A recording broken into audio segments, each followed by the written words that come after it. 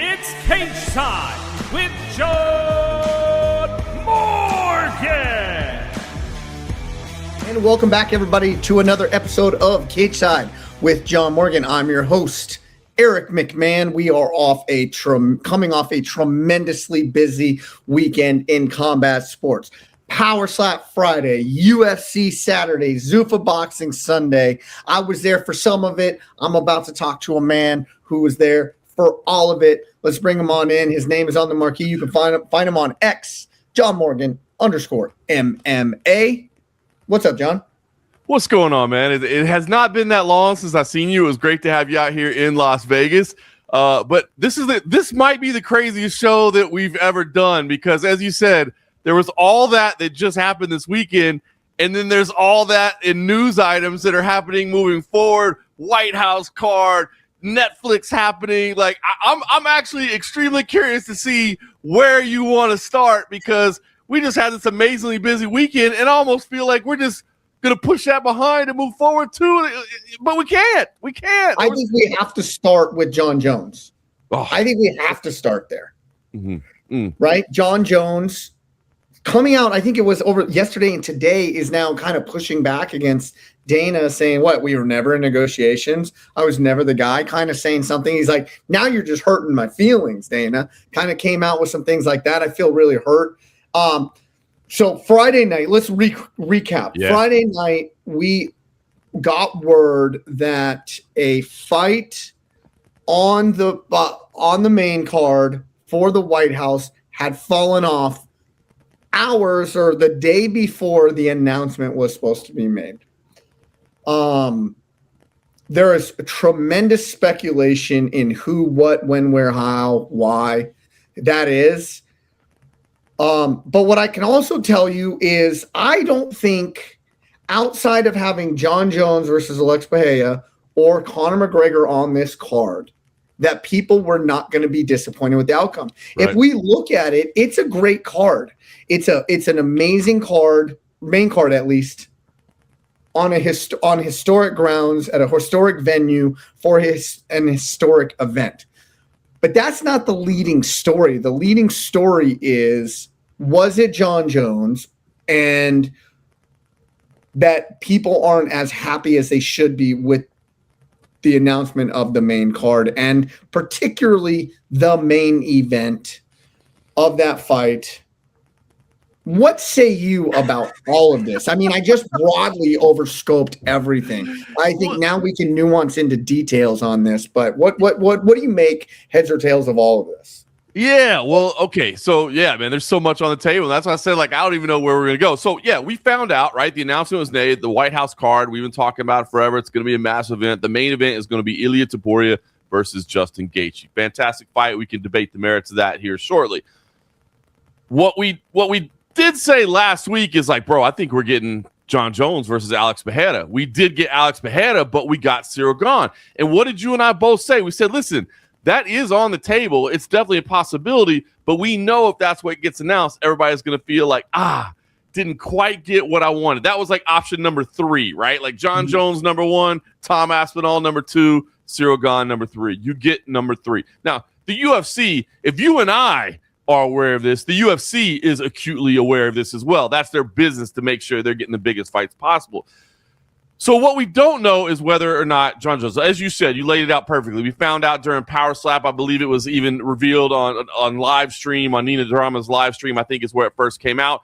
It was confirmed that evening by Dana White. We talked about it more last night at Zuffa Boxing with Dana White as well, as to what exactly happened.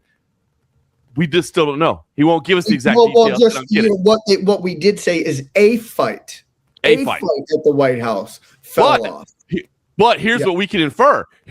So we say a fight, but what we can infer now, doing deductive reasoning, is it was the main event, right? Because Ilia Topuria and Justin Gaethje, both their managers went to Twitter and said, hey, I was involved in overnight discussions. I haven't slept all night because we've been doing it. Dana White came out after Zuffa Boxing and said, hey, the matchmakers after Power Slap, they had to go to the war room and they were up all night long trying to get this worked out. Justin Gaethje said, I wasn't even on the card earlier in the week. They told me I wasn't on the card. Not that I wasn't in the main event. So we know now that what fell out was the main event. Now, was it an entire fight or was it one half of the main event?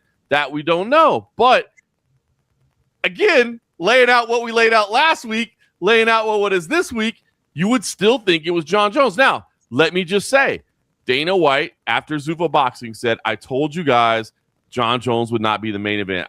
He was never going to be the main event. I told you guys over and over, he's got bad hips. He's got, you saw the Meta Glasses interview. You saw his flag football. You could see that he shouldn't be fighting. But he did say we were talking to him. The matchmakers were talking to him. So factually, we don't know. He won't say it. And I understand why Dana White won't say what fight fell out. Why he won't admit, here, this is what we were. Because if you say this is what we were working for, and here's what we ended up with, it instantly looks like a step down. I get that. I understand why he's not going to. But I am having a hard time believing it wasn't Jon Jones. So, yeah, listen, I think Dana White is masterful at a lot of things, and he's also masterful at this. He's also masterful of, you guys can infer whatever the heck you want. I am going to tell you, I'm not going to lie to you. Jon Jones was never going to be, he never says, what he always says is, I told you guys that Jon Jones was never going to be the main event. I told you this, right? I told you that. It doesn't mean that I didn't work tireless to make it happen. Spot on. That's what again, this is us speculating. I want to make that clear. This is not factually based. This is us speculating. But that's exactly what I get from it as well, right? He didn't say, I told Jon Jones was never going to be in the headliner, and we never even considered it. He just said, I told you. He did say he texted his attorney and said, it's never going to happen. That's the only thing that gives me pause in all this. But all right. So here's the only other thing, right? The only other thing is, could it have been, and I'm still having a hard time believing it wasn't Johnson. The only other thing is, could it have been Kayla Harrison who says, I'm going to be ready by June? I don't think so. Because, he even said, look, neck surgery, you don't want to be getting ready for a fight. It was either John or Connor. It had to only two options. It had to have been. Because those, if you're looking for the biggest impact you could possibly make in the biggest stage that the sport will ever have, you want one of those two guys involved. Crazy. Yeah, I think if we look at it, do you have the main card in front of you, or can you pull it up? I do, yeah. So it's 6 fights total. It's only 6 fights in total. Ilia Topuria. That's in June, right? It is. It's June I want to say 14th. Yeah, and it's a Sunday, by the way. And let's go. It's a Sunday, by the way. So just everybody mark your calendars now. It's going to depart from the typical Saturday. I'm not sure what date part yet, but I'm assuming the evening, because he keeps talking about sunset and where the sun's it's 5 p.m. Central Time. Oh, it's got it on there. Perfect. That'd be 6 o'clock Eastern. Yeah, the White House long. So let's go through this. Ilia Topuria, Justin Gaethje as the main event, champion versus interim champion. Listen, I don't think anybody is disappointed to be able to see that fight. Great main event. Yeah, it's a fantastic fight. And honestly, again, we felt like you needed the biggest names possible, but in terms of stylistic fights and just. And you need an American in there, right? It is on the White House lawn. You do need an American in there, I believe. Justin Gaethje bleeds red, white, and blue, right? He's bringing the flag every time. And if you're just talking about casual, if you've never seen an MMA fight before in your life, you've never watched fights, but you're like, I guess I have to turn this thing on. It's on the White House lawn. It's 250. I got to watch it. Is there any two better examples of people to watch fight in MMA for the very first time than Ilia Topuria and Justin Gaethje? Stylistically, that is a banger, right? Tough assignment for Justin Gaethje, but an absolute banger. All right, so that's an uphill climb for Captain America, but if there's anybody that can wade into a firefight and come out on the other, this is like an old Western movie, right? Justin Gaethje going out there for the shootout at the OK Corral, what I mean? He could do it. But Topuria is that good. So your point is fair. Okay, so now we got co-main event. Okay, 5-round fight. for the interim light heavyweight title, or I'm sorry, the interim heavyweight title, is you have your lightweight or light heavyweight world champion Alex Pereira versus the number 1 ranked man in the heavyweight division, Ciryl Gane. Now let's recap this, right? So Ciryl Gane, like there's so many subplots to this, it's absolutely ridiculous. So Ciryl Gane fought Tom Aspinall for the undisputed heavyweight title of the world 6 months ago in, I believe it was Dubai, right? And Ciryl Gane, for everybody that watched, was getting the better of the exchanges with Tom Aspinall in round number 1, when everybody assumed that Tom Aspinall was going to run through Ciryl Gane. Until an eye poke happened where Tom Aspinall took the option of saying, I'm not at my best. I'm not going to continue this fight. It's declared a no contest. To which, when we said, listen, anybody can say whatever they want about Tom Aspinall. I'm not going to be one of those guys, right? Because he did not foul himself. Right. And he's obviously dealing with stuff by the injections that he's needed to get into his eyes, or some people call them operations. Dana White called them injections. Like, there's something there, right? And now something definitely there with the addition of Hearn as the manager. But that has to be another episode, I guess, at this point, right? But so now we said for weeks talking about this, that it's going to be tremendously hard to reward a Ciryl Gane with an interim championship opportunity when the foul he caused, regardless of if you think Tom Aspinall should have continued or not, and if he's really as hurt as you say, regardless of any of that, I believe Tom Aspinall, by the way, but regardless of any of that, it's hard to reward him with an interim title shot based off of him committing the foul against Tom Aspinall, and then just say, we can reward you for that with an interim shot on the most hollow ground in America at the most historic event that the UFC has ever ran, which is going to garner probably more views than any combat sport in history will get. You're now the co-main event fighting for a world title. How nuts is all of this? Because I don't think this was the option. If I'm just deductive reasoning, MMA math, I don't think this is the option that the UFC was going for. I just don't. It's insane. And again, the fact that we're kind of glossing over that Tom Aspinall just picked up Eddie Hearn as his manager, a boxing promoter who's going at it with Dana White. I mean, that's just layers to the story. That's why this weekend is so crazy.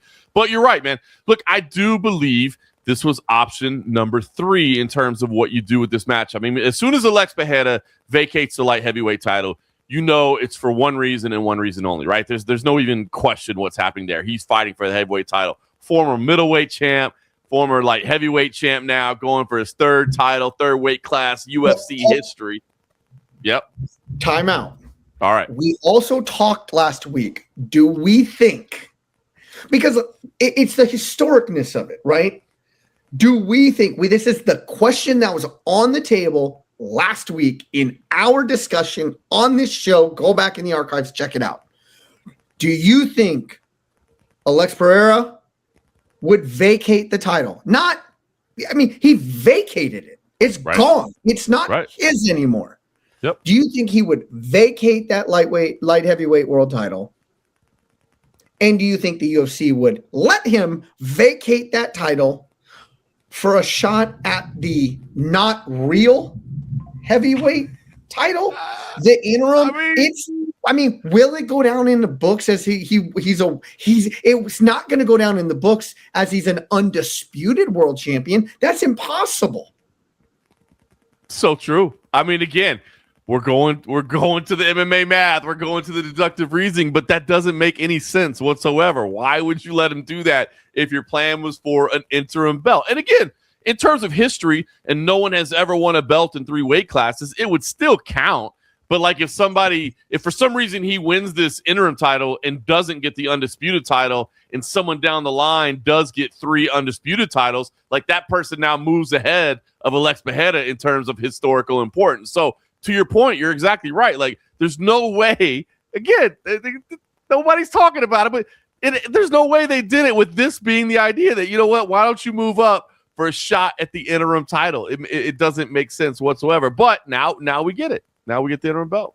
Well, and like, listen, to the UFC's credit, man, to Dana White's credit, to the matchmaker's credit, this is a hell of a fight that I am going to want to see 10 out of 10 times in a row.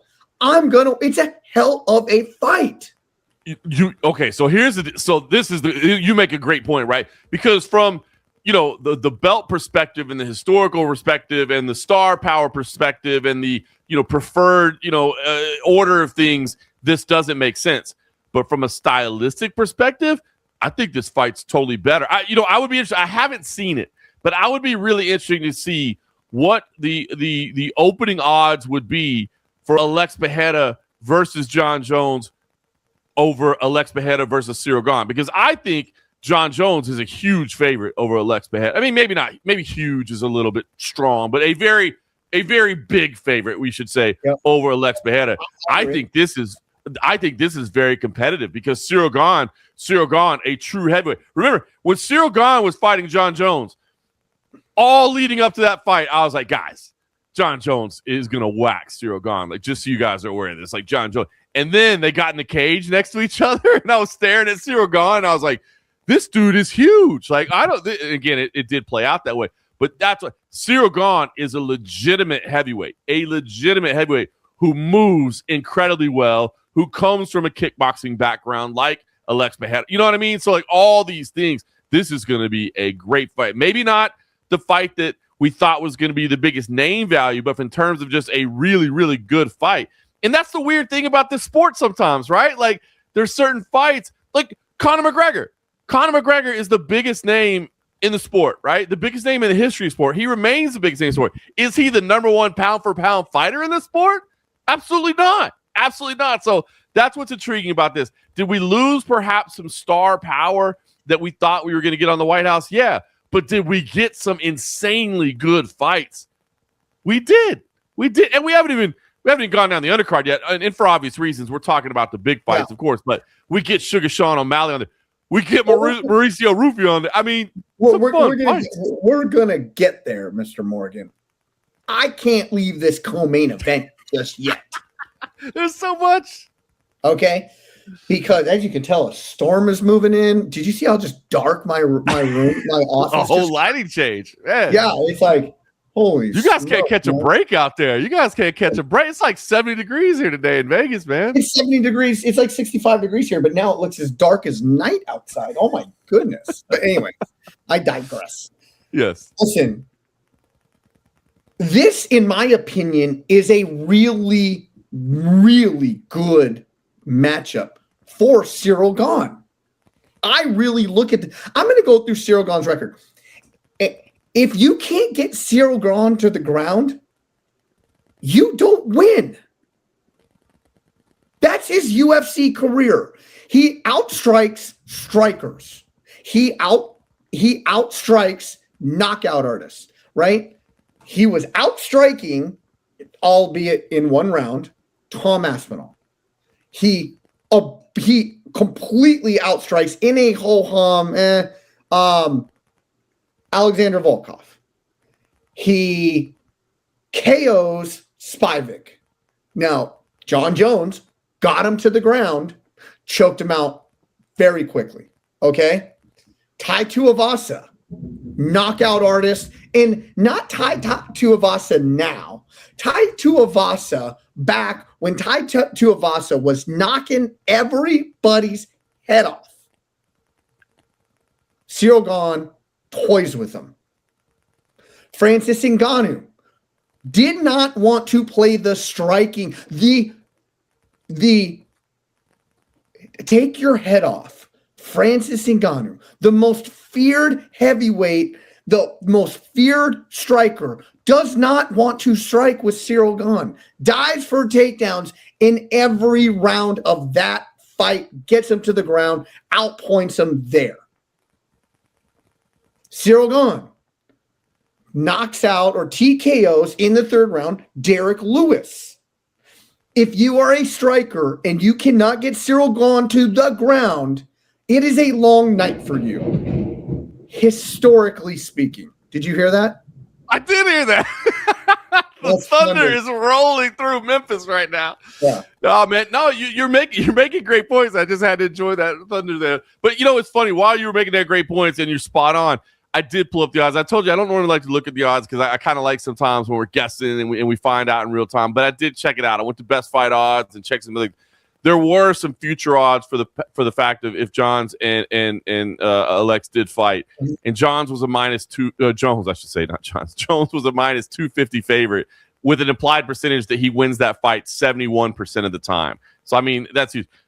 This fight is damn near a pick'em. It's basically even odds right now, and that's so it's interesting. So from a competitive standpoint, we got a better fight in here. So I know people are going to criticize, and we said it last week. We said, look, if it's this, people aren't going to like it. They're not going to love it, and that is the instant feedback that we're seeing.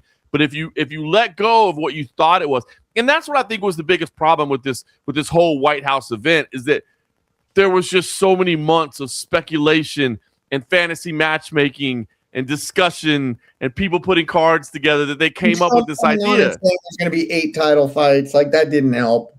Trump didn't help this, by the way. We said that from the beginning too, right? The initial, it's going to be 8 championship fights, and we sat here and told you, hey, it's going to be big. It's not going to be 8 championship fights, and we told you that. If you've been listening to this, we told you from day one it's not going to be that, and it's not.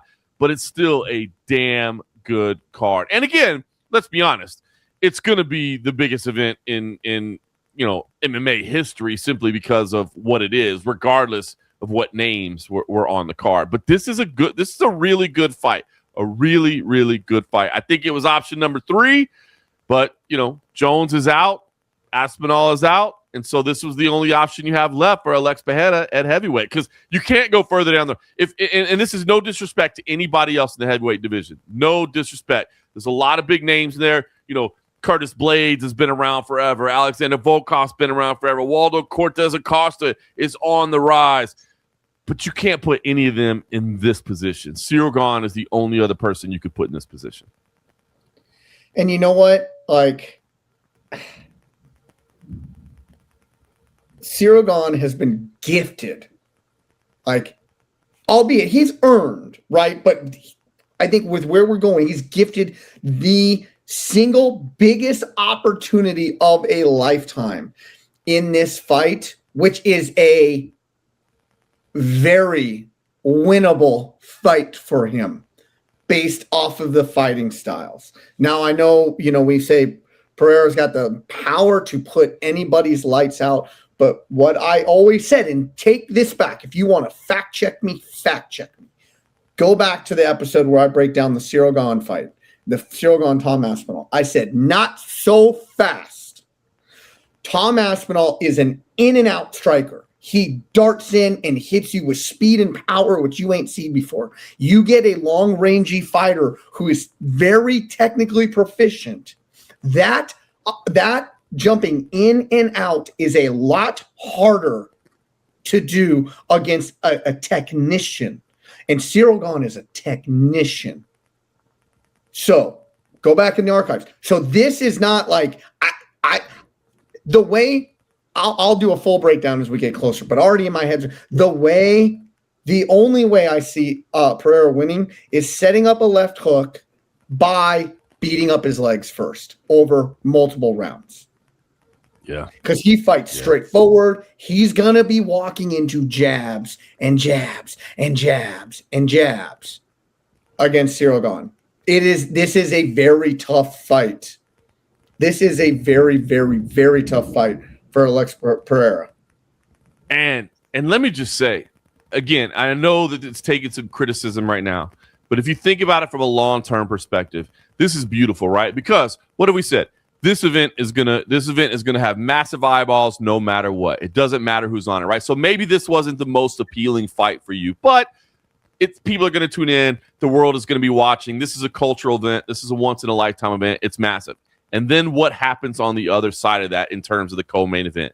You got Tom Aspinall waiting, and you either get Alex Pereira, who is now a 3-division champion, but he's not really a 3-division champion because he's an interim champion. So now he's trying to really be a true, undisputed 3-division champion going against Tom Aspinall. Wow. Give me goosebumps. Or you get the rematch, the bad blood. You know, you got the champion who's been forced to the sidelines, who hasn't been able to compete, who's been chastised, who's been ridiculed, sitting on the sidelines, sitting back, waiting to get this moment again with the dirty Frenchman who punched him in the eye and poked him and left him. You know what I mean? So it's like, here you get a fight that maybe it's not the fight we all wanted to see right now, but it doesn't matter because we're all tuning in. The world is tuning in for this moment. And then on the backside, you get 2 options that are both astoundingly good. But I mean, from the Tom Aspinall perspective, if you didn't have bad luck, you'd have no luck. Okay. You know, he never got to be the guy because of this knee injury. Francis Ngannou essentially took your spot. How great would it have been to see a Tom Aspinall, Francis Ngannou fight, 3-4 years ago? Then right? He has the knee injury against, I believe it was Curtis Blades. He has the knee injury, sets him out a year, has to work his way back up. Everything with Ngannou happened, right? Now he gets to be a world champion, albeit for a vacant spot, never beat a champion. Then the Ciryl Gane thing happened, which this would have been Tom Aspinall's spot. But it's not now. It's so weird. It's such a weird thing. And then that just brings us into this Eddie Hearn signing too, where like on the one hand, I think it's brilliant, right? Because we've said, since the injury, haven't always loved the public messaging that's been out there for Tom Aspinall. Eddie Hearn, my goodness, man, he is such an eloquent speaker, a great promoter, man. I think having him as the voice, right? Having Eddie Hearn as your Paul Heyman out there is not a bad thing, right? Like that's a beautiful thing that he's going to be out there representing you. But you also know that Eddie Hearn and Dana White aren't necessarily seeing eye to eye on everything in the boxing world. And so if Dana White and Tom Aspinall, the relationship's already a little bit tense, a little bit not perfect, and now you interject this as well. So that's why I said, man, this past week has been crazy, and there's so much force. And you bring up Francis Ngannou. Now he's fighting on Netflix. There's just so much going on, man. We'll get there. Okay. I don't know. Anyways, the show's only an hour. I don't know. The show's only an hour. Yeah, we're already 30 minutes in. We haven't even got to, UFC 324 or whatever it was this past weekend. But you do get O'Malley versus Zahabi. That's a weird little match for me. Like, do we put Zahabi? Yeah, he's had some good victories. He beat Marlon Chito Vera in his last. Do we put him on the O'Malley level? That's out of all these fights in here on this main card, that's the one to me where I went, yeah, he is the 6th ranked fighter in the world, or contender in the world, shall I say. But there's a different level of stardom when it comes to O'Malley. Or like, and I'm surprised that the evil Russian Petr didn't make an appearance in this fight against O'Malley, the Sugar Show. But that's the only fight that I'm like, will I watch it? Of course I will. Is he deserving to fight up a few spots in the ranking, especially after being the underdog so many damn times and coming out with victories, getting beat from pillar to post in round number 1 repeatedly, only to come back with superior boxing and just pure toughness? Like, yeah, he deserves to be up there, but that's the only one where I'm like, it's just a little odd to me. Yeah, I mean, if you want to have a little fun with it, I guess you can say maybe it's a U.S. versus Canada type rivalry, and we know that's been a fun flavor as of late. With the both the political discourse and then the hockey and all those things going on. I have never been more American in my life than when UFC hockey won that game.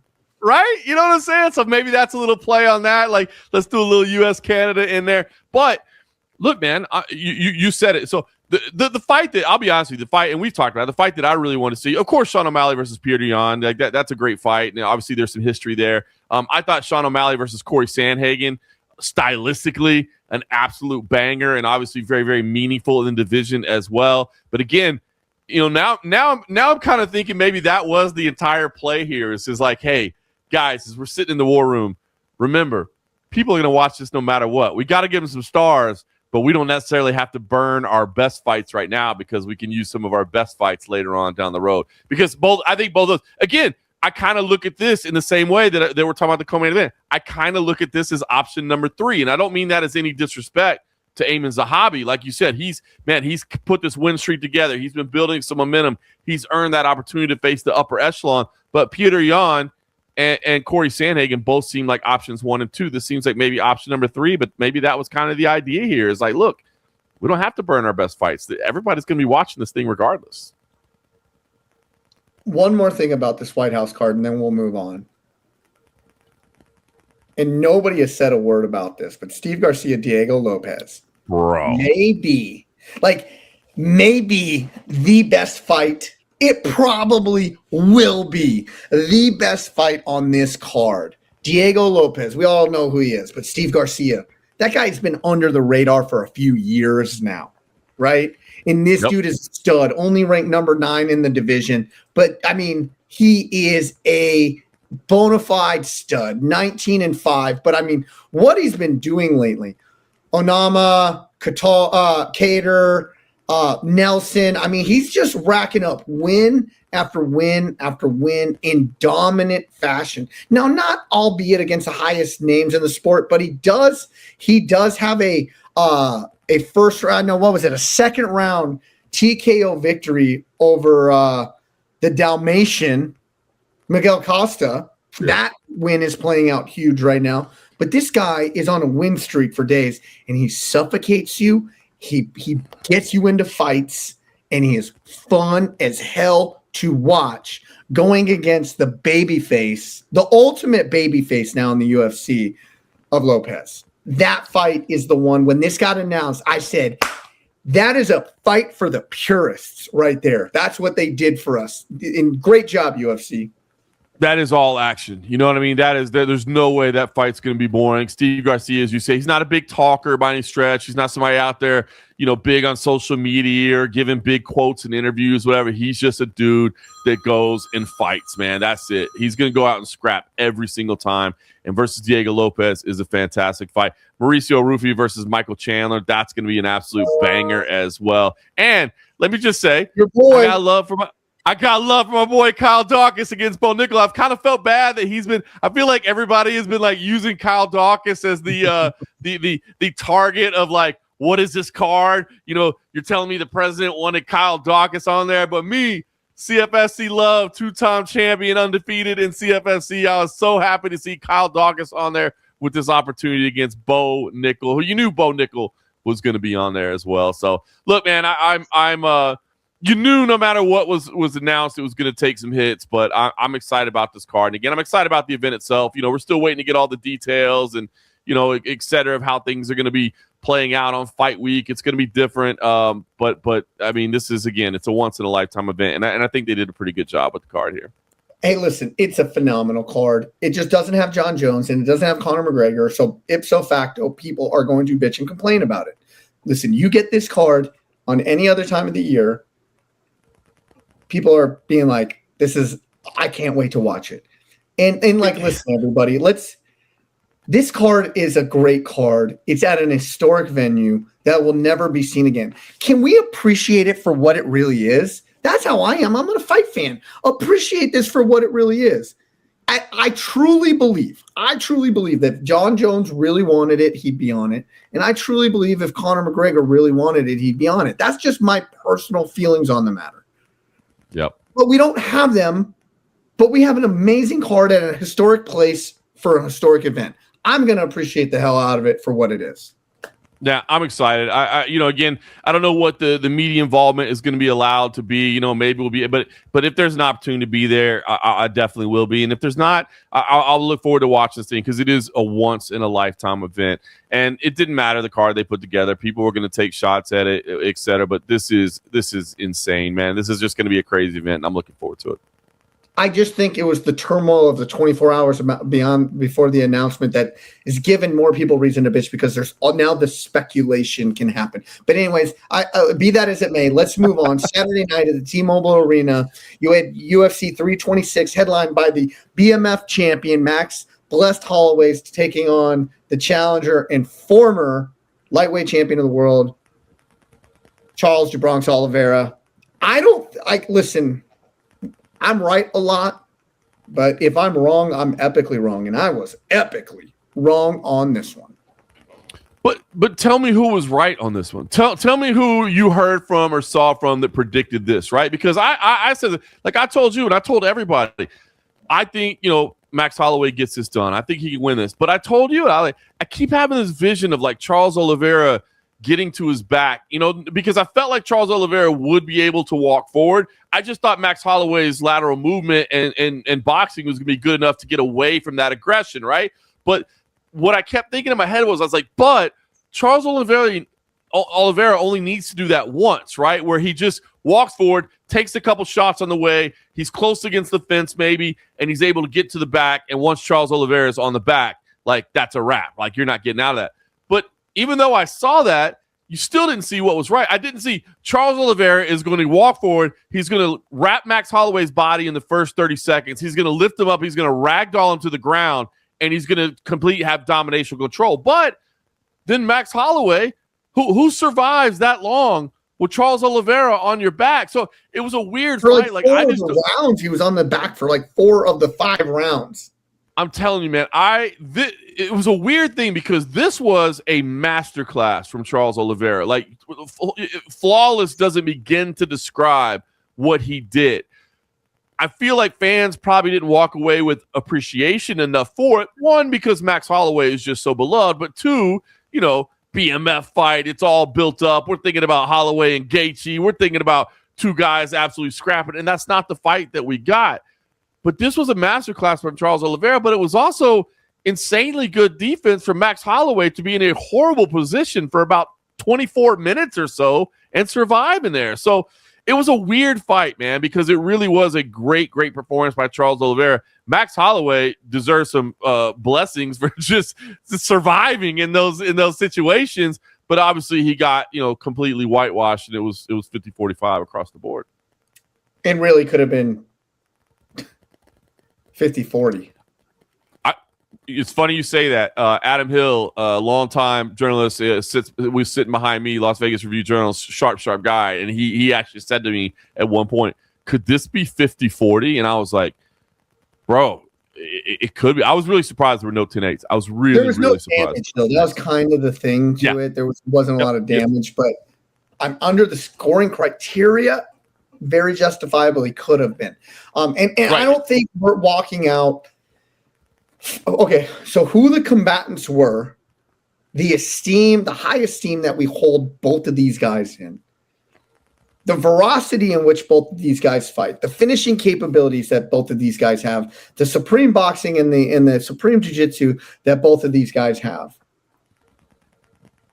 The masterclass, yes, but it just left us walking away disappointed because we didn't get, perception is reality. We perceive we're going to get something one way. We don't get it, makes it us disappointed. Like, when in reality, we should be looking at this and being like, yeah, I know that Oliveira tried to take down Ilia Topuria and it didn't work. And you want to know what? I went back and watched just because I'm like, how could he not get Ilia Topuria to the ground? He had him 90% of the way there. And Ilia Topuria did a nice little hip switch at the very last second, the exact way that Max Holloway in the 5th round, it was the exact same way, got on top of Charles Oliveira. So I look at it from a perspective, I believe he has the ability, not that he will or can, or he can, I believe he has the ability to take down Ilia Topuria in a lot of the manner because he got to the body clinch that way. He got to the lift and he got to almost like 80% of that takedown. And Ilia Topuria made the switch at the last second. The one that Max Holloway, he tried to do that in 2 or 3 of the rounds and it didn't work. So I do think Charles Oliveira can get Ilia Topuria to the ground in that manner. Then we can see what happens. I look at a fight where it gives me a little bit of excitement around it, albeit I was disappointed. I didn't get to see these bad MFers slug it out the way I thought it was going to go, but it does put this little hanging fruit in front of me. And I think that was the hard part of balancing, and I felt the same way on Saturday night, is that like at the end of 25 minutes, it kind of felt like, a little bit disappointing, you know what I mean? Just because it wasn't what you were expecting. But then how do you take, at the end of the day, Charles Oliveira, his goal is to go in there and win a fight, and he won it convincingly. You know what I mean? And he's had more finishes than anybody in UFC history, and he wasn't able to get it done, and it wasn't necessarily the fight that everybody wanted to see. So it was just a weird thing where on the one hand you're walking out going, my God, what an impressive performance that was. Who does that to Max Holloway? But on the other hand, you're like, nobody, right? So that's on the one. And then on the other hand, you're like, but I want to see these two dudes absolutely throw down. I thought we were getting should the BMF title have some kind of unwritten rules? Do you have to do certain things? And you don't. At the end of the day, you don't. So it was a weird feeling walking out of the arena on Saturday night where you knew you had seen just an absolute masterclass, but then you also felt like, but I didn't get exactly what I was anticipating or hoping for. So it was a weird one. But my good, I mean, we got Ilia Topuria now in the headliner at the White House. I mean, does it just not show you how good that guy? Think about what Ilia Topuria has already done. Yeah. 3 straight knockouts of Alexander Volkanovski, Max Holloway, and Charles Oliveira. What if you add Justin Gaethje to that mix too? I mean, where does Ilia Topuria stand in terms of your all-time? I mean, it feels weird to be. He goes up to 70 and he fights Islam. Oh my God! I mean, and he's an undersized lightweight. If you see him if you saw him against Charles Oliveira, then now Charles Oliveira is a huge lightweight. But when you saw them standing next to each other, he towered in both girth and height over Ilia Topuria. And Ilia Topuria has done that to that. Man, how good is he? And I'm anxious to see the size difference between Ilia Topuria and Justin Gaethje, because Justin Gaethje is a massive lightweight as well. Oh, and again, stylistically, that's going to be a banger, man. Dude, it's really again, and you don't want to go too many steps ahead because we got months ahead. But can you imagine if he does knock out Justin Gaethje, and then what if he did go up to 170 and fight Islam Makhachev, and if he wins that fight, like, do you just ride off into the sunset? You're the GOAT? Then you go to Chimaev. You're like, I'm taking all the belts. I'm going for 145.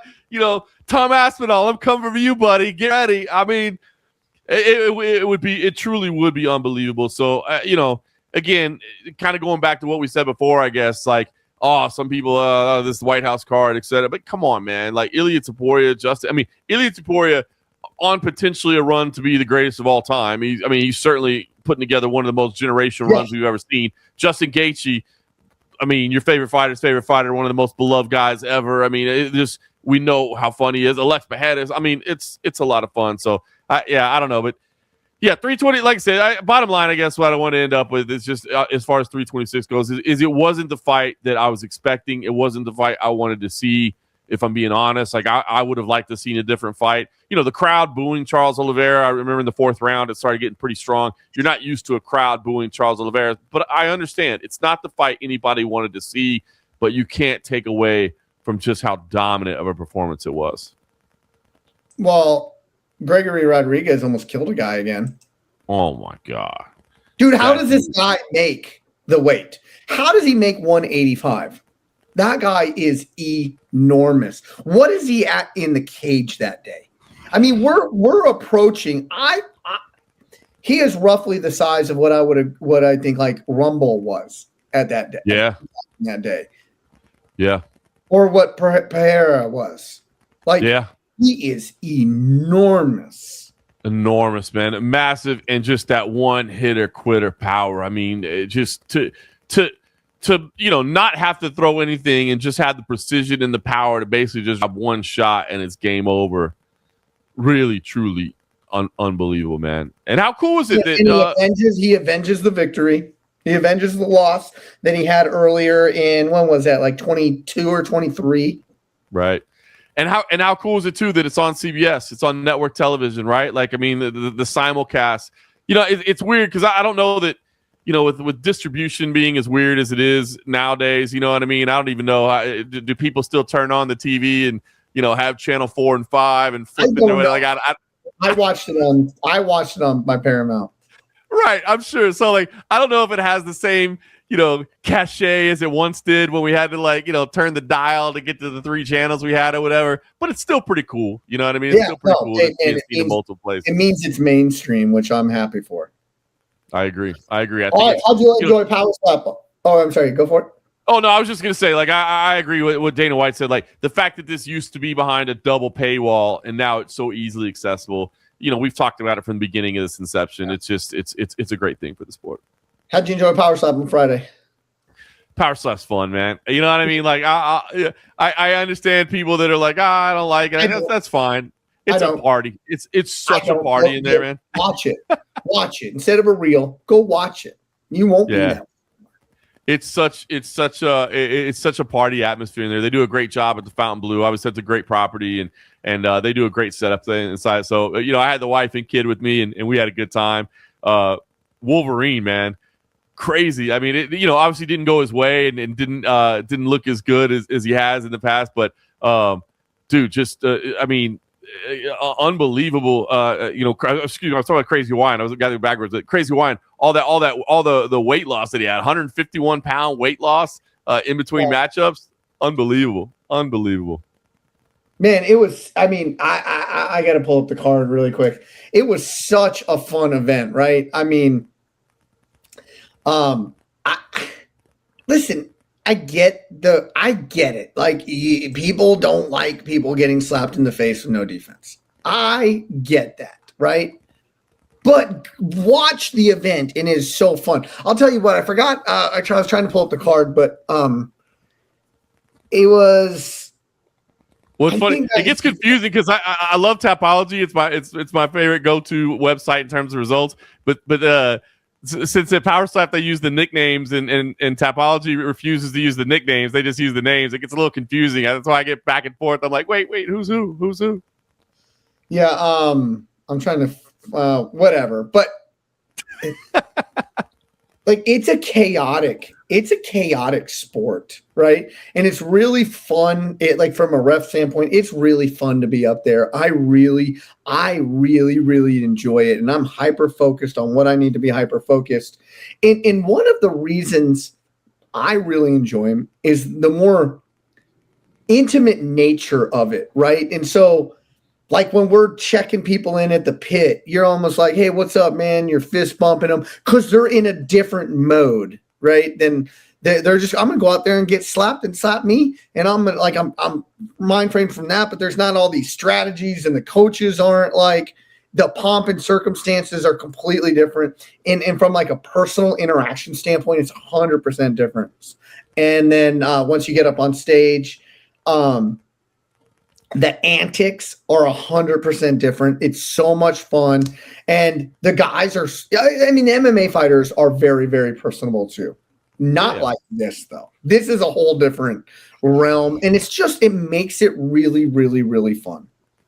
Yeah, I it's funny. I hadn't thought about it from that perspective, but you're so right. Because like, dude, I don't know if there is a more nerve-wracking endeavor than stepping into a cage fight, right? I mean, these guys are dealing, and they'll talk about it, the nerves that they feel and this sort of thing. It's not there with Power Slap, right? Like, obviously, everybody knows what they're going in and what they're signing up for and what's about to happen.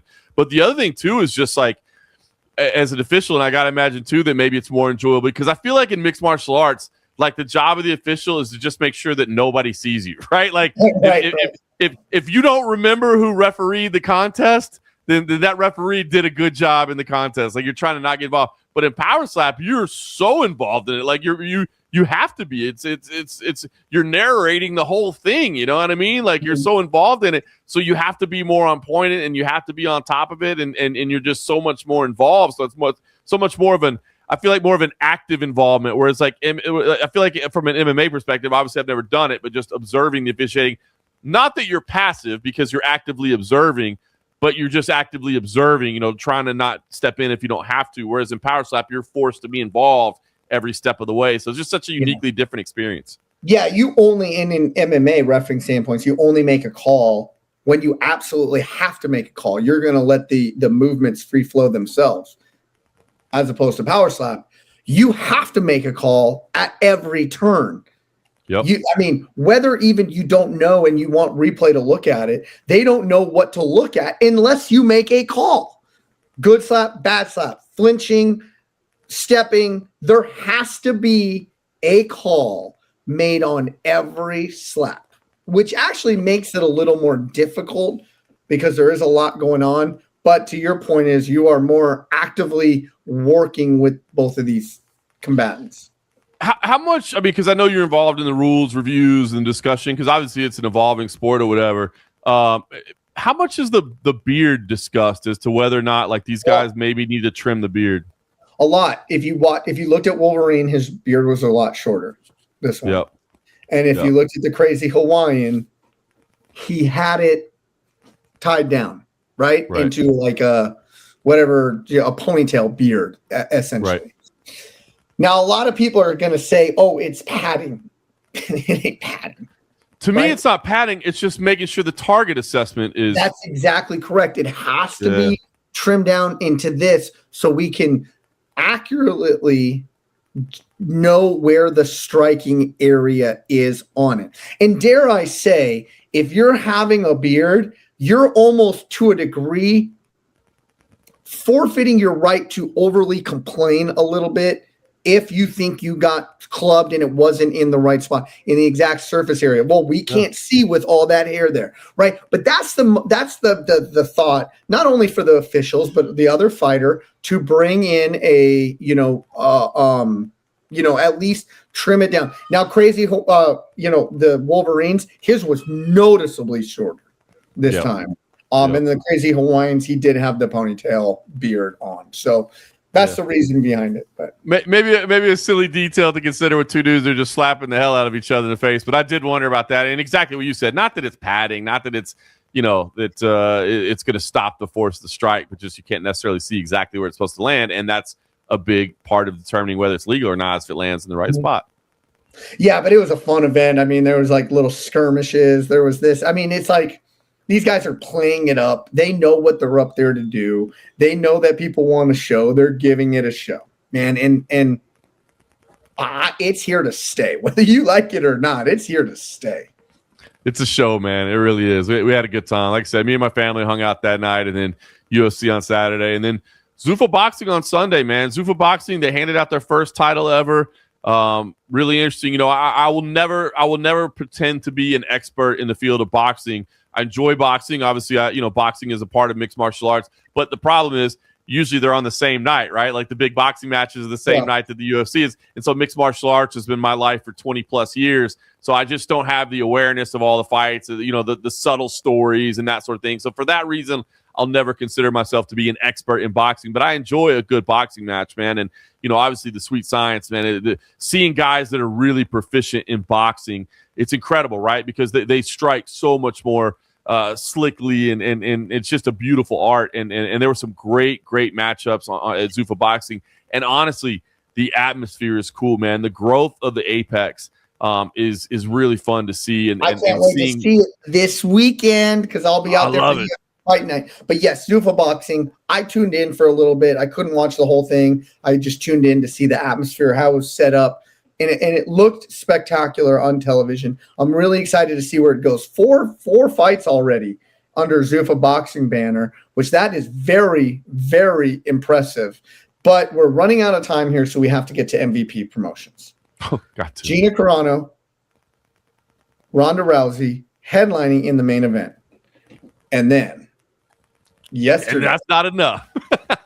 Yesterday, MVP Promotions announces Oh, actually, let's take a step back. Friday, PFL announces they have parted ways with Francis Ngannou. I think we can do a whole episode on just that in itself, and we probably should. Let's dig into that next week. A little less busy next week. Francis Ngannou was let go on Friday, announced. Then yesterday, or even maybe it might have been this morning that it got announced. MVP on the co-main event of Carano Rousey, Francis the Predator Ngannou takes on Felipe Lins. Yep. Lins. Yeah. Felipe Lins, UFC and Bellator veteran, in the co-main event. And man, Jake Paul's picking a fight. He's picking a big fight here. Dana White hasn't said one word about this card at all. No, you're right. I mean, he's been asked a little bit about Rousey Carano and that sort of thing, but he'll be asked about this. There's no question. As you said, the announcement came today. We did have Dana White both on Saturday night and Sunday night in front of the media, but there was so much going on that this really wasn't discussed. It's a big addition to the card. Francis Ngannou, seeing him compete again against Felipe Lins, a name that a lot of people might not know, but as you said, a big show veteran. He is on a 4-fight win streak, so he's coming in with some credentials. Again, it's not perhaps the biggest matchup they could have put together, but it is Francis Ngannou on the card, and again, it's on Netflix. I mean, it's a huge event. So I think this was a big move by MVP, and I think Jake Paul and Akisa Badarian.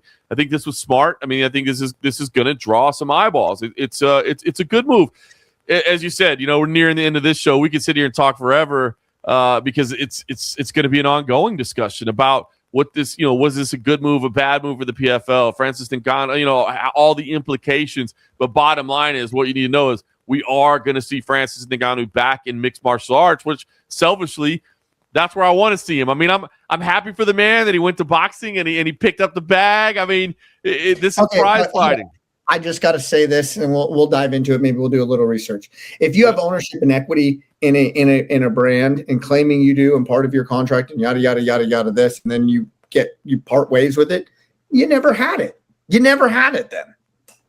Yeah, that's a whole nother discussion, right? I mean, what exactly was the arrangement there with the PFL? What exactly was going on there?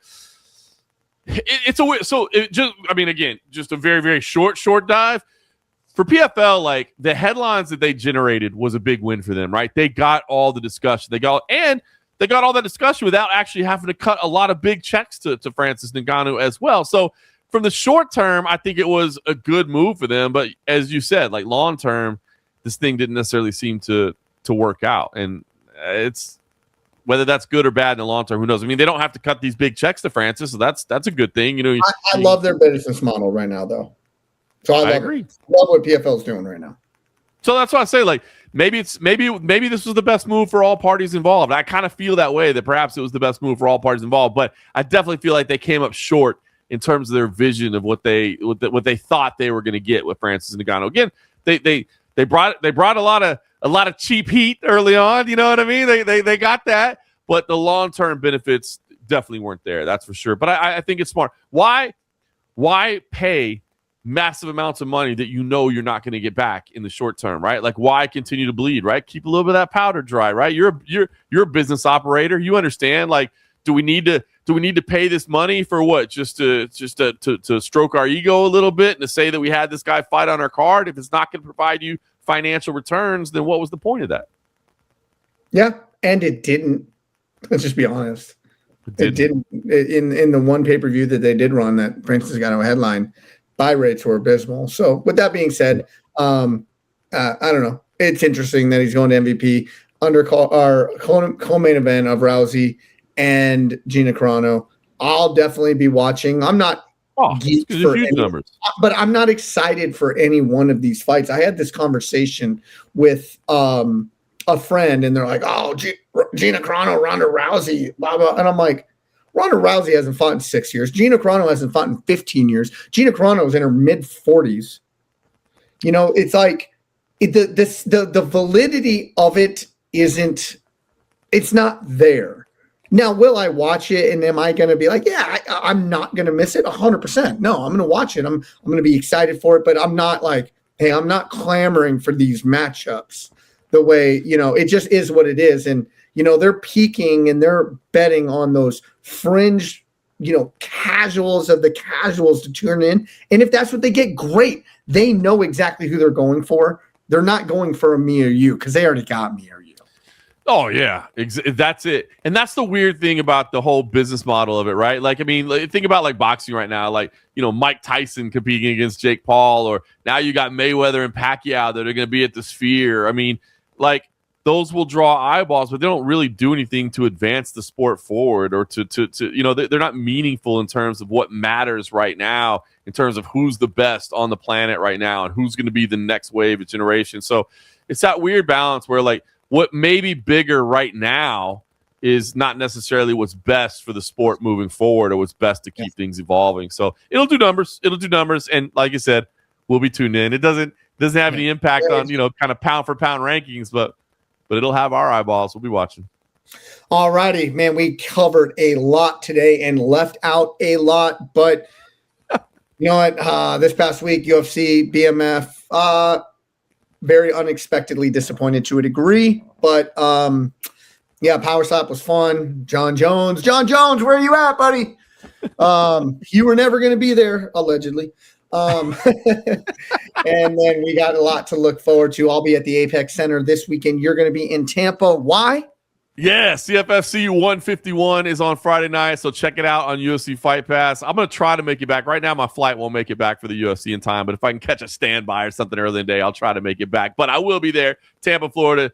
Michelle Watterson will be with me on the call, so if you can tune in Friday night. Larry Gonzalez and Vitor Resende, heavyweight title on the line. Anthony Gracio's back against Jackson Stanford. Marquez Forrest, Ashton Charlton. I'm really, really excited for this Liam Hamill versus Ron Humphrey fight, man. They both have MMA lineages, right? Liam Hamill is the nephew of Matt Hamill, obviously the Tough 3 winner, legendary, early figure in the sport. Ron Humphrey, his dad actually fought for Strikeforce as well. That's a hardcore call. A lot of people probably won't remember a Bongo Humphrey, but I remember calling him during Strikeforce. And I know you've had a chance to watch him up close as well. This is two undefeated prospects going at it. So I'm really looking forward to that matchup. Christian Carr versus Tyrone De Silva, and Paul Carson versus Lucas Cortez rounding out the main card. So if you could check that out on Friday night on UFC Fight Pass, please do.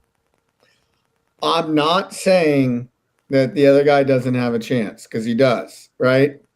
It's a great fight. But everybody remember the name Ron Humphreys. I'm just telling you that now. Just remember that name. He's only 3-0 right now, I believe. But just remember his name. With that being said, for John Morgan, I'm Eric McMahon. Enjoy the fights.